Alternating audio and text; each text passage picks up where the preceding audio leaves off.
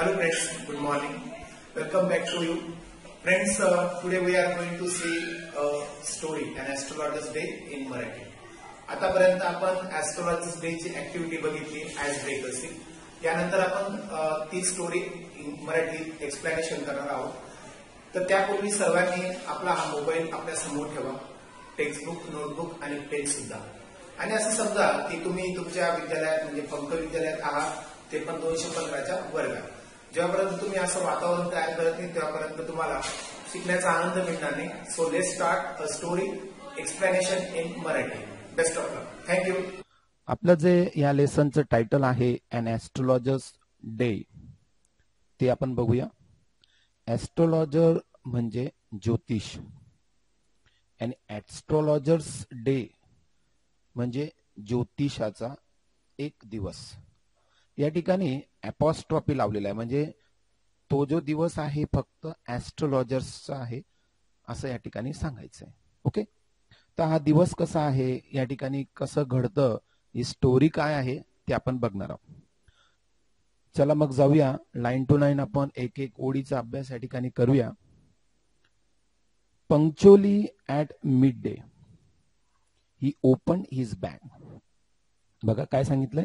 पंक्च्युअलीचा अर्थ या ठिकाणी तुम्ही नोटबुक मध्ये लिहायचं, वेळेनुसार, अगदी वेळेवर, नेहमीच्या वेळेवर. ॲट मिड डे, मध्यान्ह आपण त्याला म्हणतो, म्हणजे आपण म्हणूया दुपारचे 12.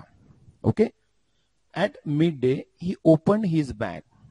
बघा ज्योतिष जो असतो त्यांच्याकडे त्याची बॅग असते आणि ती बॅग त्याने उघडली. And spread out his professional equipment, आणि त्या बॅग मध्ये जे त्याचे व्यावसायिक उपकरणे होते ते त्यांनी पसरवली. Which consisted of a dozen cowrie shells. Okay, आता ती बॅग त्याने पसरवली, त्या ठिकाणी तो बसला अगदी वेळेवर. पण त्याच्याकडे कोणकोणती साहित्य होती, हा जो त्याचा व्यवसाय, हा जो त्याचा प्रोफेशनल आहे, नेमकं याच्याकडे काय काय साहित्य होतं ते आपण बघूया. कन्सिस्टेड म्हणजे काय काय होते, काय समाविष्ट त्या बॅग मध्ये होतं. बघा, of a dozen cowrie shells. काउरीचा अर्थ या ठिकाणी बघा इकडे होकॅब्युलरी दिलेली आपल्याला, आणि या होकॅब्युलरी मध्ये पहिला शब्द आहे काउरी, अ सी ॲनिमल. सी ॲनिमल म्हणजे आपण त्याला म्हणूया कवड्या. काउरी हा शब्दाचा मराठीत अर्थ होतो कवड्या. पूर्वीच्या काळी या कवड्यांचा वापरच करून ज्योतिष जे आहे ते आपलं भविष्य सांगत असायचे. पुढे बघूया. A square piece of cloth with obscure mystic charts on it. त्यांच्याकडे एक कापड होता आणि त्या कापडावर एक चार्ट ड्रॉ केलेला होता, आणि तो जो चार्ट होता तो अतिशय रहस्यमय. ऑब्स्क्युअरचा अर्थ होतो डिफिकल्ट टू अंडरस्टँड. इकडे दिलंय बघा त्याचे मिनिंग, डिफिकल्ट टू अंडरस्टँड. आणि मिस्टिक म्हणजे रहस्यमय, जे आपल्याला कळणार नाही, फक्त ते ऍस्ट्रोलॉजर्सलाच कळतं. मिस्टिकचा अर्थ या ठिकाणी दिलाय in English, something that relates to supernatural powers and is not easily to understand. म्हणजे जे समजायला कठीण आहे असं रहस्य असलेला तो चार्ट. त्याच्याकडे होतं एक notebook, a bundle of Palmyra writing. मित्रांनो, पल्मायरा म्हणजे काय बघा, इंग्लिश मध्ये इथे दिलेलं आहे अ काइंड ऑफ पाम, म्हणजे पाम वृक्षाची जी साल होती त्या सालीचा रायटिंग साठी वापर करायचे. ओके, हे त्याचं साहित्य आहे. आता त्याच्या पोशाखकडे जाऊया आपण. आर के नारायण यांनी खूप सुंदर पद्धतीने या ठिकाणी त्याच्या पोशाखाचं वर्णन केले. लाईन टू लाईन बघा. कुठला डिफिकल्ट वर्ड्स तुम्हाला आला असेल तो आपल्या नोटबुक मध्ये नोट डाऊन करा. His forehead was resplendent with sacred ash and vermilion. बघा त्याचे जे कपाळ होतं ना, ते कपाळ राख लावून आणि सिंदूर लावून तेजस्वी असं दिसत होतं. And his eyes sparkled with a sharp abnormal gleam. आणि त्याचे डोळे अगदी चकाकी तेज असलेले होते. Which was really an outcome of continual searching look for customers. ते तेजस्वी चकाकी देणारे जे डोळे होते ते जसे ग्राहकांना शोधताय, सर्चिंग करताय. बट परंतु which his simple clients took to be a prophetic light and felt comfort. परंतु त्याचे जे ग्राहक होते ते खूप साधे होते. त्यांना तो पोशाख पाहिला की त्यांना असं वाटायचं की हाच तो ज्योतिष आहे जो आपलं भविष्य सांगू शकतो. ओके, इथपर्यंत आपल्याला कळालं असेल. वरून बघा, काही शब्द तुम्हाला डिफिकल्ट जात असतील तर ते नोट डाऊन करा. The power of his eyes was considerably enhanced by their position placed as they were between the painted forehead. बघा, त्याच्याकडे एक शक्ती होती आणि ती शक्ती म्हणजे त्यांची डोळ्याची. पण त्या डोळ्यांची शक्ती का वाढत होती?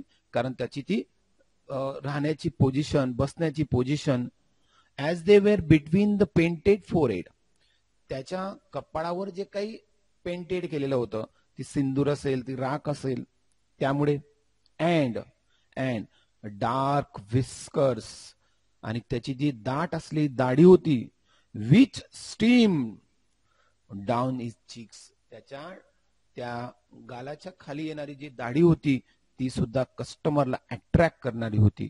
आणि ज्योतिष म्हटलं तर अशा पद्धतीचा त्याचा पोशाख. Even half wits eyes would sparkle in a such setting. आणि हाफ विट्स हा शब्द आला बघा या ठिकाणी. हाफ विट्सचा अर्थ होतो जे अर्धबुद्धी लोक असतात, जे ज्योतिष मानतात, ते त्याच्याकडे सहज अट्रॅक्ट व्हायचे. त्याच्याकडे ती चकाकी त्याची ती पाहून, त्याच्या पोशाख पाहून त्याच्याकडे अट्रॅक्ट व्हायचे. पण हा जो ऍस्ट्रोलॉजर होता तो पण खूप हुशार होता, लोकांना अगदी सहज अट्रॅक्ट करायचा. पुढे जाऊया. टू क्राउन द इफेक्ट, या ठिकाणी बघा ही फ्रेज आहे. या फ्रेजचा अर्थ होतो प्रभाव पाडण्यासाठी घेतलेला पेहराव. आता त्याला प्रभाव कोणावर पाडायचा होता? तो म्हणजे कस्टमरवर. मग त्याचा पेहराव आपण बघितला की कशा पद्धतीचा आहे. He would a saffron coloured turban around his head. बघा, त्याच्याकडे एक पगडी पण होती जी केसरी रंगाची होती. त्या पगडीमुळे तर निश्चितच तो वाटायचा की तो एक ज्योतिष आहे. दिस कलर स्कीम नेव्हर फेल्ड. आणि अशा कलर असलेले जे काही ज्योतिष असतात ते कधी बी अपयशी होत नाही, त्यांना यशच मिळतं. म्हणजे जे लोक ऍस्ट्रोलॉजर्सला मानतात ते नेहमी त्यांच्याकडे जात असतात. People were attracted to him as bees and attracted to cosmos or dahlia stalks. या ठिकाणी थोडीशी तुलना केली बघा. म्हणजे मधमाशी ज्याप्रमाणे कॉस्मॉस या झाडाकडे, या देठाकडे अट्रॅक्ट होते, त्याचप्रमाणे या ऍस्ट्रोलॉजर्सकडे कस्टमर अट्रॅक्ट व्हायचे. त्याच्या पोशाख पाहून, त्याच्या डोळ्यातलं त्या तेज पाहून त्याकडे अट्रॅक्ट व्हायचे. He sat under the boughs of a spreading tamarind tree which. आता तो बसायचा कुठे? तर एक चिंचेचं झाड होतं. त्या चिंचेच्या झाडाखाली, खूप फांद्या असलेल्या चिंचेच्या झाडाखाली तो बसायचा. आणि ते झाड होतं, कुठे होतं ते? Which plant a path running through the town hall park. Town hall park हे जे काही ठिकाण आहे, या ठिकाणाला जो एक रस्ता लागलेला आहे त्या ठिकाणी तो बसायचा. It was remarkable place in many ways. वेगवेगळ्या गोष्टींमुळे हे जे काही ठिकाण होतं ते खूप नावाजलेलं होतं. बघा, रिमार्केबल म्हणजे नावाजलेलं. ओके. अ सर्जिंग हा थोडा नवीन शब्द आहे तुमच्यासाठी. लाट उसळणे, गर्दी होणे. अ सर्जिंग क्राउड म्हणजे गर्दी असलेला ठिकाण. Was always moving up and down his narrow road from morning till night. बघा, सकाळपासून तर रात्रीपर्यंत त्या ठिकाणी त्या रस्त्याला नेहमी लोकांची ये जा व्हायची. म्हणजे लोक यायचे आणि जायचे. A variety of trades and occupations was represented all along its way. याच ऍस्ट्रोलॉजरच्या आजूबाजूला खूप वेगवेगळ्या प्रकारचे व्यवसाय, व्यापार होत असायचे. ट्रेड्स म्हणजे या ठिकाणी आपण व्यापार घेऊया, आणि ऑक्युपेशन्स म्हणजे व्यवसाय. म्हणजे त्या रस्त्याच्या लगत वेगवेगळ्या प्रकारचे व्यवसाय आणि व्यापार व्हायचे. फॉर एक्झाम्पल आपण घेऊया. बघा, मेडिसिन सेलर्स त्या ठिकाणी होते, म्हणजे औषधी विक्रेते होते. Sellers of stolen hardware and junk, म्हणजे चोरलेली जी काही कपाट वगैरे किंवा कबाडखाना आपण त्याला म्हणूया, त्या ठिकाणी होते. मॅजिशियन्स जादूगार होते. And above all an auctioneer of cheap cloth, आणि जे काही स्वस्त मिळणारे जे काही कापड होते, ड्रेसेस होते, त्याचा लिलाव पण त्या ठिकाणी होत होता. Who created enough din all day to attract the whole town, आणि या ठिकाणाला, या छोट्याशा टाउनला अट्रॅक्ट करण्यासाठी त्या ठिकाणी मोठ्या जवळपास बऱ्यापैकी गोंगाट व्हायचा. डीन डीन म्हणजे इनफ डीन, म्हणजे डीन या ठिकाणी DIN, डीन म्हणजे गोंगाट. अशा पद्धतीचा गोंगाट त्या ठिकाणी होत असायचं. आणि मित्रांनो, या ऍस्ट्रोलॉजर्सच्याच पुढे एक वेंडर होता. आपण त्याची या ठिकाणी माहिती घेऊया. बघा, नेक्स्ट टू हिम इन होसिफोर्नेस came a vendor of fried groundnut. बघा, जे भाजलेले शेंगा असतात ते विकणारा एक विक्रेता, वेंडर म्हणजे विक्रेता. फ्राईड म्हणजे काय? भाजलेल्या. ग्रुनट म्हणजे शेंगा. या ठिकाणी तो जो काही वेंडर होता तो खूप गोंगाट करणारा, गोंधळ करणारा, म्हणजे गर्दी करणारा व्यक्ती होता. त्याच्याकडे का गर्दी व्हायची? हु गेव हिज वेअर अ फॅन्सी नेम इच डे. आता हे जे त्याचं दुकान होतं, ह्या दुकानाला तो प्रत्येक दिवशी वेगळं नाव द्यायचा. फॉर एक्झाम्पल, तो म्हणायचा बॉम्बे आईस्क्रीम वन डे, एखाद्या दिवशी तो बॉम्बे आईस्क्रीम असं नाव द्यायचं. And on the next Delhi almond असं दुसरं नाव द्यायचं. आणि तिसऱ्या दिवशी द्यायचं on the third day Raja's delicacy, and so on and so forth. And people flock to him. बघा, दर दिवशी तो वेगळे नावांनी त्याचं दुकान मांडायचा आणि लोक त्याकडे गर्दी करायचे. पीपल फ्लॉक्ड हिम म्हणजे गर्दी त्याकडे लोक करत असायचे. Considerable portion of his crowd dallied before the astrologers too. परंतु एक गोष्ट याच्यात अशी आहे बघा, डॅलीड नावाच्या शब्दाला wasted time to just hanging around, म्हणजे फक्त सहज वेळ घालवणारे जे लोक असतात ते त्या ठिकाणी सुद्धा गर्दी करायचे. ऍस्ट्रोलॉजर्सला पाहण्यासाठी गर्दी करायचे. अशी एक वेगळी प्रकारची गर्दी पण त्या ठिकाणी होती. The astrologers crackled and smoked up above the groundnut heap nearby. आता हा शेंगा विकणारा जो काही व्यक्ती होता त्याच्या आजूबाजूला हे जे काही ज्योतिष होते, छोटे छोटे लाकडं घ्यायचे आणि त्या ठिकाणी धूड करायचे. हे जे स्मोकअप करायचे किंवा क्रॅकल करायचे आणि थोडस जाळायचे, व त्याच्यावरून वाटायचे की हे ज्योतिष आहेत. Okay. Half the enchantment of the place was due to the fact that it did not have the benefit of municipal lighting. आता तो जो एरिया होता टाउन हॉल पार्क, त्याच्या आजूबाजूला नगरपालिकेने कुठल्याही प्रकारचा स्ट्रीट लॅम्प त्या ठिकाणी लावलेला नव्हता किंवा लाइटिंग लावलेली नव्हती. आणि फक्त हे ज्योतिष किंवा काही लोक त्या ठिकाणी जे काही जाळायचे त्याच्यावरून त्या ठिकाणी प्रकाश असायचा. तिथलं आकर्षण बघा, एन्चांटमेंट म्हणजे मॅजिकल इफेक्ट ऑर चार्म, आपण त्याला आकर्षण असं म्हणूया. One or two had hissing gas lights. आता त्या ठिकाणी काही जे वेंडर होते त्यांच्याकडे गॅस लाईट्स होते. Okay. Some had naked flares stuck on poles. काही लोक उघड्यावर, नेकेड म्हणजे उघड्यावर मशाली, बांबूच्या मशाली तयार करायचे.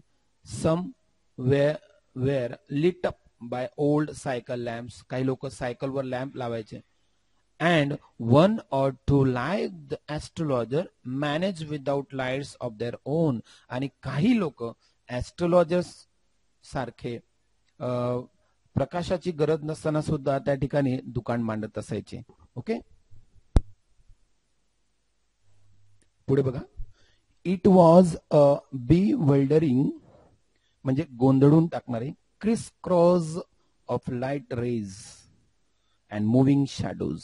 मित्रांनो, या प्रकाशामुळे बऱ्यापैकी त्या ठिकाणी सावली पडायची, प्रकाशाची किरण पडायची, आणि दिस सुटेड द ऍस्ट्रोलॉजर्स व्हेरी वेल. आणि हा जो काही ज्योतिष आहे त्याला अशा वातावरणाला अगदी म्हणजे सूट व्हायचं, आणि या ऍस्ट्रोलॉजरला अशाच पद्धतीचं वातावरण लागतं. For the simple reason that he had not in the least intended to be an astrologer when he began life. Actually, जेव्हा त्याने ऍस्ट्रॉलॉजरने जेव्हा त्याच्या जीवनाला सुरुवात केली, त्याच्या लाईफला बिगन केलं, बघा बिगिनचा भूतकाळ बिगन, त्यावेळेला त्याला ऍस्ट्रॉलॉजर्सचं कुठल्याही प्रकारचा नॉलेज नव्हतं किंवा त्याला ऍस्ट्रॉलॉजर्स बनायचंच नव्हतं. Okay, and he knew no more of what was going to happen to others than he knew what was going to happen to him next minute. Actually, त्याला पुढच्या व्यक्तीबरोबर काय घडणार आहे, त्याच्याबरोबर काय घडणार आहे याचं थोडंसंही नॉलेज नव्हतं, फक्त त्याला प्रॅक्टिस होती. He was as much a stranger to the stars as were his innocent customers. म्हणजे त्याचे जे ग्राहक होते त्याच ग्राहकाप्रमाणे हा ऍस्ट्रॉलॉजर होता. त्याला सुद्धा ग्रह, तारे, नक्षत्र याचं नॉलेज नव्हतं. 8 तरी पण बघा, YET 8 तरी सुद्धा he said things which please and astonish everyone. परंतु तो काही अशा गोष्टी सांगत होता की लोक त्याच्याकडे अट्रॅक्ट व्हायचे, त्याकडे लोक चकित व्हायचे. एस्टोनिश्ड, चकित करणारे तो बोलायचा आणि खूप लोकांना तो आनंदित करायचा. That was more a matter of study, practice and shrewd guesswork. कारण त्याच्याकडे स्किल होतं. बघा, त्याच्याकडे जे स्किल होतं त्याचा तो अभ्यास, स्टडी, त्याच्याकडे प्रॅक्टिस, त्याच्याकडे सराव होता, आणि श्रीवड म्हणजे चतुर, तर्क लावणारा तो. बघा, good at judging people and clever, म्हणजे लोकांना कशा पद्धतीने हँडल करायचं, लोकांना कसं ओळखून घ्यायचं, आपण जे सांगितलं ते लोक मानतील, अशा लोकांना गेस तो सहज करायचा. All the same it was as much as an honest man labour as any other. म्हणजे ज्याप्रमाणे कामगार असतात, हातमजुरीवाले लोक असतात, त्याच पद्धतीचा तो होता. And he deserve the wedges he carried home at the end of the day. आणि इतरांप्रमाणेच तो दिवसाच्या शेवटी at the end of the day he carried, तो त्याच्या घरी थोडेफार पैसे, वेजेस या ठिकाणी नवीन शब्द आला बघा, वेजेस म्हणजे पगार, म्हणजे जे काही कमवायचा तो सकाळपासून तर रात्रपर्यंत जे काही कमवायचा ते सर्व तो घरी घेऊन जायचा, just like a labour. Okay मित्रांनो, आपण या ठिकाणी थांबूया. आतापर्यंत मी जे काही तुम्हाला शिकवलं लाईन टू लाईन, याच्यात काही शब्द राहून गेले असतील आणि तुम्हाला कळाले पण नसतील, तर सगळ्यांनी इथपर्यंत सर्व 2-3 वेळेस वाचायचं आहे. त्याच्यावरचे जे डिफिकल्ट वर्ड्स आहेत ते तुम्ही मला व्यक्तिगत शेअर करू शकतात, किंवा तुम्ही ते फाइंड आउट करा आणि पुन्हा 1-2 वेळेस हा पॅरेग्राफ वाचायचे. Okay, thank you. नेक्स्ट आपण पुढचा जो काही, आपण बघा, ही जी स्टोरी आहे अन ऍस्ट्रोलॉजर्स डे, हे आपण 3 पार्ट मध्ये करणार आहोत. हा पार्ट फर्स्ट होता, सेकंड आणि थर्ड, हे 3 पार्ट मध्ये करूया. आणि जो नेक्स्ट पार्ट राहील आपला, तो राहील ब्रेन स्टॉर्मिंगचा. Brainstorming, it is a activity at the end of the lesson. We will study on it. Okay, thank you.